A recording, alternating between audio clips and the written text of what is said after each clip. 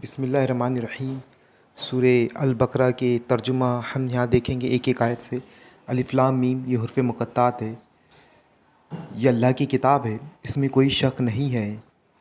आयत नंबर 3, हिदायत है उन परहेज़गारों के लिए जो गैब पर ईमान लाते हैं, नमाज कायम करते हैं और जो रिज़्क़ हमने उनको दिया है इसमें से खर्च करते हैं।